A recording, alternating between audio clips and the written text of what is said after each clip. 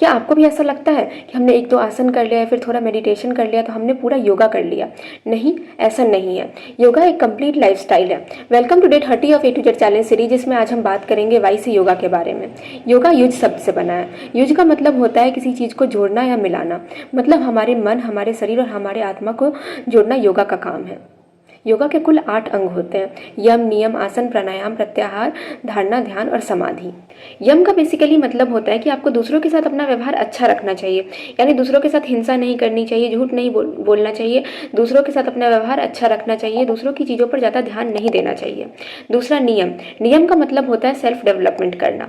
तीसरा आसन, आसन का मतलब होता है कि स्थिर होकर के एक ही जगह पर देर तक बैठे रहना। वज्रासन, वृक्षासन, ये सब आसन के अंदर आते हैं। उसके बाद प्राणायाम, प्राणायाम का मतलब होता है सांस लेना, उसे रोकना और फिर उसे छोड़ना। इसमें अनुलोम विलोम या फिर कपालभाति, ये सब प्राणायाम के अंदर आते हैं। फिर आता है प्रत्याहार। प्रत्याहार का मतलब है कि अपनी इंद्रियों को उसके विषयों से अलग करना। जैसे कि अगर आपको कुछ बाहर का खाने का मन करे लेकिन वो आपके लिए अच्छा नहीं है, तो आप उस चीज़ को नहीं खा रहे हैं, तो इसका मतलब है कि आप अपने इंद्रियों को उसके विषयों से अलग कर चुके हैं। उसके बाद आता है धारणा। धारणा का मतलब होता है अपने लक्ष्य पर ध्यान देना। फिर आता है ध्यान। ध्यान का मतलब होता है कि अपने मन को एक जगह लगाना, जैसे त्राटक, मेडिटेशन, ये सब ध्यान के अंदर आ जाता है। फिर लास्ट में आता है समाधि। ये योग का लास्ट स्टेज है। इसमें हमारा मन बिल्कुल शांत हो जाता है और इस दुनिया की मोह माया से दूर हो जाता है।